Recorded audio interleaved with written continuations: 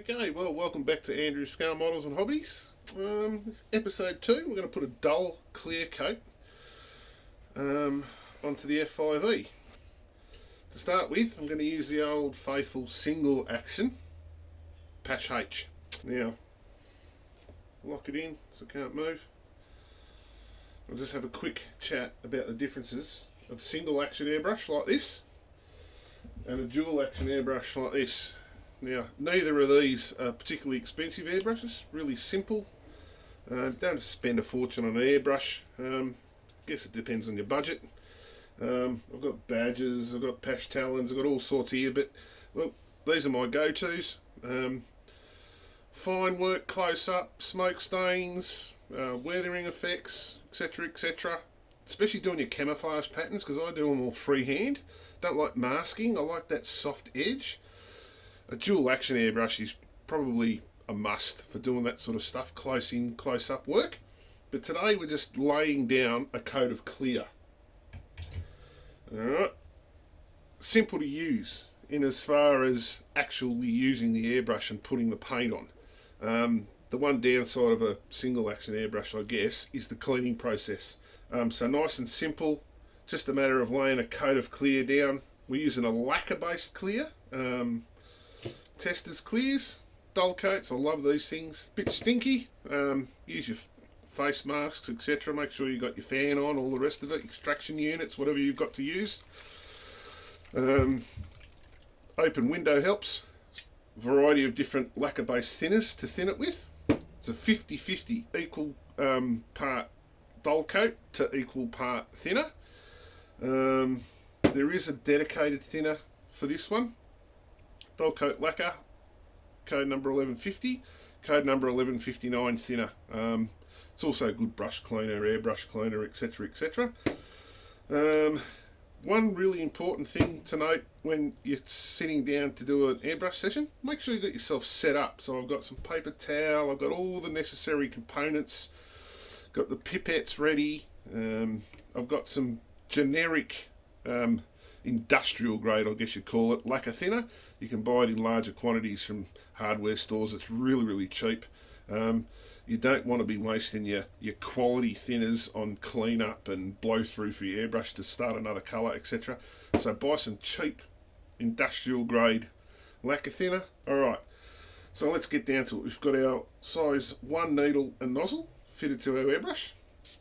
Compressor's on. I'm spraying at about 16 to 18 pound working pressure. First thing, give your model a bit of a blow off. Just make sure there's no dust, you know. You could wipe it down with a wet towel or wet cloth or whatever, but you know, let's not create another job. We've got to wait for that to dry. So just blow the dust off and get a soft brush out as well if you want to, and just, you know, get in there and make sure there's no cat hair. Well, the problem with cat hair, right. Okay, we're ready to go. So I've got my little airbrush hanger there. I can put the airbrush aside. Now, when I'm mixing paints, I mix in really small quantities. The airbrush, the basics of an airbrush is to atomise your paint. So a small amount of paint in your colour cup will go a long way when you use an airbrush. Right, so to start with, I've got the models ready to go. I've got my colour cup, my airbrush is set up, and I've got all the components here ready. I've got an airbrush cleaner ready, I've got my lacquer thinners ready, got my Dullcote here ready to go. Now, getting it out of here, getting it out of there and into here, yeah, I can pour it in there, and look, normally I probably would, alright, because over time you'll get used to getting the consistency of paint to thinner right. You'll learn that just by, you can see it and you can look at the consistency of the paint and know that it's thinned or not thinned enough, etc, etc. One really important thing to note is don't over thin it to start with. Test on something else, and I usually use actually the boxes that I'm of the kit that I'm building. If I'm using colours, I'll just, the insides of the boxes will end up covered in paint. But a better way to do it is to buy yourself a big glossy white piece of art card or art board, put it down your workbench. I haven't got any at the moment, so I'm not going to do that today, but it makes a really good test bed. So each time you put another colour in your pot, spray a bit, get the consistency right to the point where you're happy before you commit to putting on your model. Alright, we'll try and keep it sweet today and not waste too much time rambling on. I've given this a really good shake up. Now, one method I use, and this is more so for using paint colours rather than a clear, is old brush handles. Alright, just give your product a really good stir, really good shake up before you use it. Now there's a couple of different ways. I usually either drip it, and you can actually count the drops. So there's half a dozen drops in there. Alright, don't overdo it. Get it to the point where you've got a little bit of product in your cup. Alright, I've got about 15 to 16 drops of paint in there. Alright, make sure you've got a nice flat surface so you're not spilling stuff. Keep everything out of your way so you're not going to knock the paint off the bench or anything like that. Alright, now it comes to your thinner. Now this is where you want to be a little bit more fussy about quantity. Alright, so you've got a nice clean pipette. Alright, now it's a 50-50 mix, so it's equal parts of each product, paint and thinner. So you can count the drops. Now I've got about 15 to 16 drops of paint in there.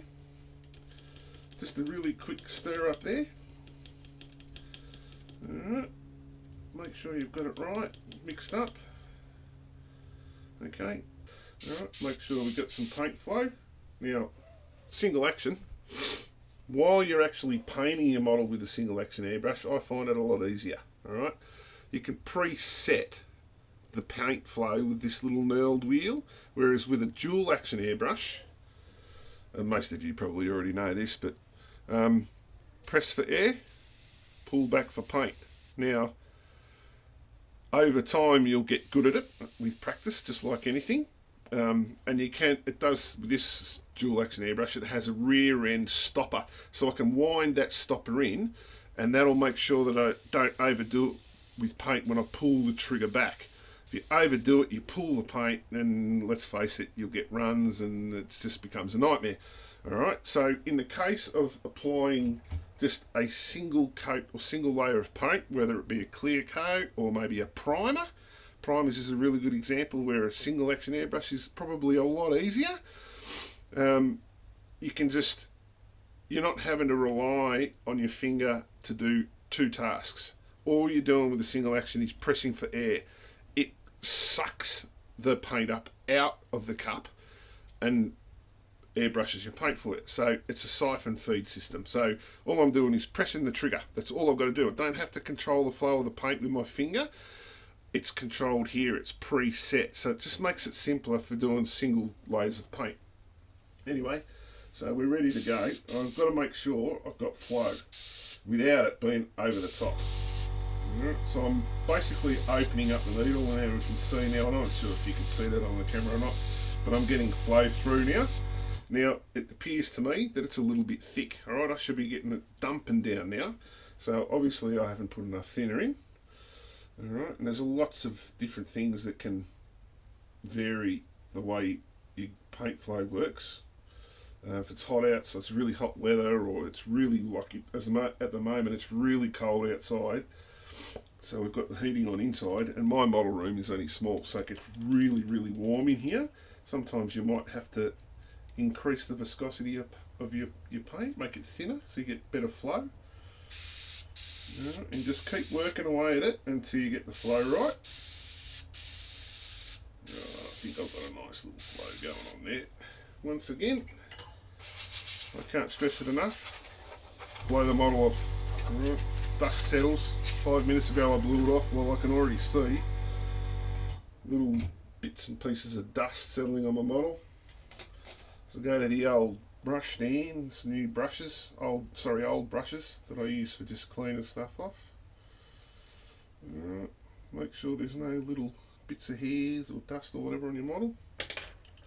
Alright, we're right to go. Now, another thing I'll say too is cotton gloves. Really cheap. As you can see, this one's just got like layers of paint on it. Alright, but it helps to avoid human fingerprints. You don't want fingerprints on your model, alright, especially when you're clear coating. The clear coat will really show it up. Okay, so you can see the dulled wing here, but as we go up and over the fuselage here, you can see all the gloss coat still showing through because I haven't dull coated the whole model. Alright, so just once again make sure you've got flow, check the section, if you can see that there, and if you notice I'm working fairly close to the model. You want to put it on wet.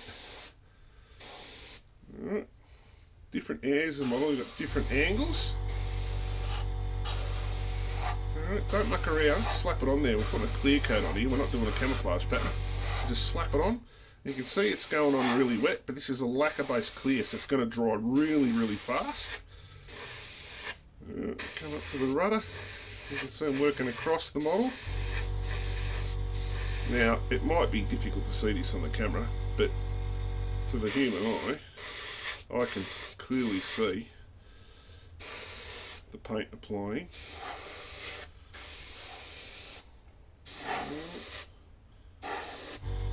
Now the base of this model, the underside, is a gloss white.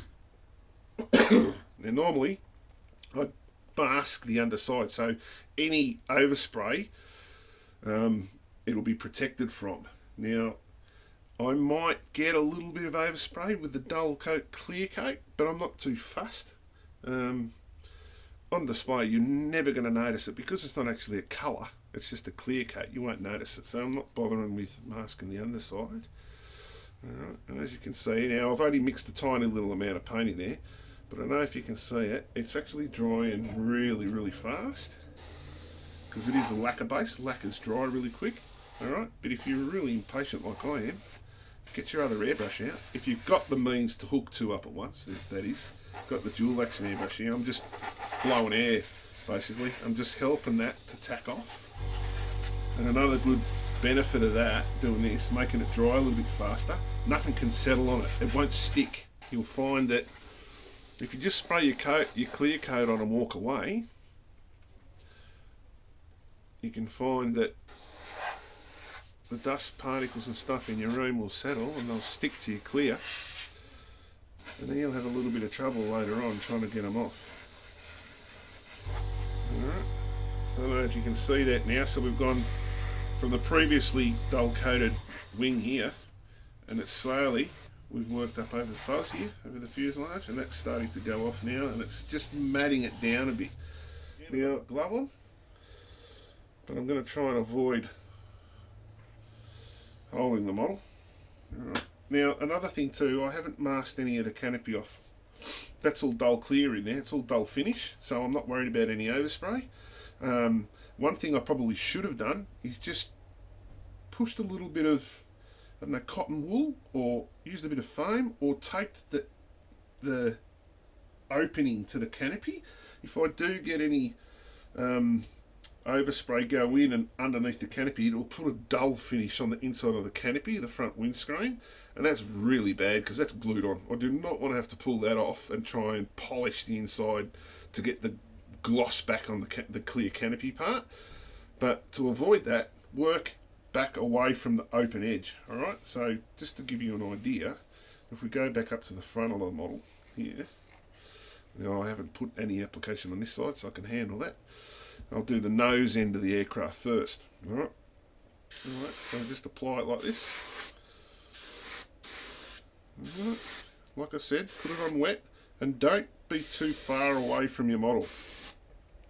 The further away you go, the further your paint has to travel, and it can dry in the air before it actually hits the surface of your model, and it makes it go kind of powdery. It gives you kind of a dusty appearance. So you want to be fairly close, and you want to actually be able to visually see the paint. So you want a wet coat. Alright. Now the other obvious, well maybe not obvious, but the other benefit of dual action airbrush, while I'm doing this, I could be cutting back to just air, all with one hand, alright, and drying it as I go along, or helping it dry out a bit as I go along, but I'm putting it on nice and wet, and getting nice even coat, nice even coverage. you can see that on the camera. Don't be afraid to slap this stuff on. As far as Testor's Dullcote goes and their gloss coat, it's got really good self-leveling properties. So if you flood it a little bit, don't panic. Don't go in there with a brush and try and spread it out. Just leave it and let it settle. It'll self-level. Right. Another important thing too, there's lots of angles on this model and lots of sort of odd shapes. All right, so we've got the flat surface of the wing, stops sharp into a vertical upright on the side of the fuselage. Now that angle, that right angle, if I just go in here with the airbrush and paint like this, it sort of hits that wall and it creates a swirl effect, and that also makes the paint dry in the air and kind of makes, it'll end up with a fluffy sort of finish.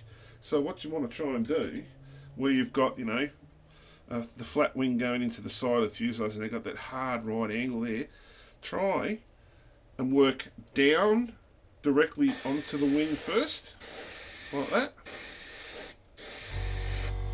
Right. Now you can see this wing hadn't had any Dullcote put on it, so this is the first application of Dullcote on that wing. And while I'm working vertically down on the model, I'll go onto I'll put the Dullcote on top of that right hand side of the fuselage there, where the intakes are, like so. Putting it on wet. Alright, now it's handy if you've got some sort of airbrush hanger, so you can put your airbrush down and come back to it. Now trying to avoid touching that side now because it's wet, I'll come back to this side. So now I want to get a coat on the side of where the intake is, of the jet engine. Alright, so I've already done the vertical on the wing. Now I'm just going to work along sideways. So you're at 90 degrees to the surface you're painting.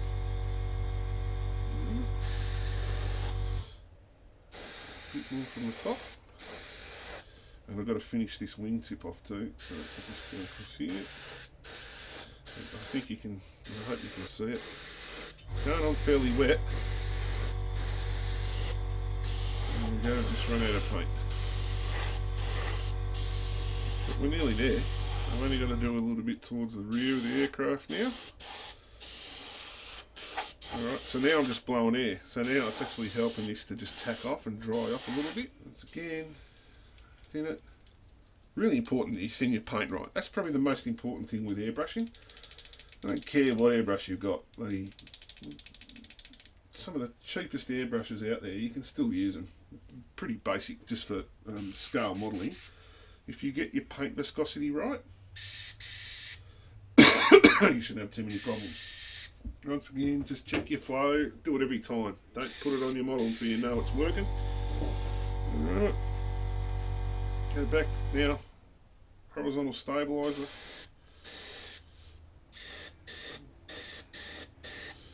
You can probably hear that's really cranking it out.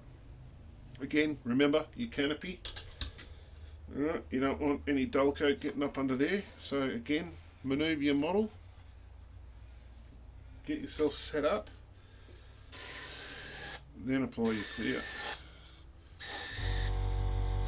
Alright. I'm not going to get any overspray spraying that way. It's not going to get up underneath. Make sure you get a nice even coat.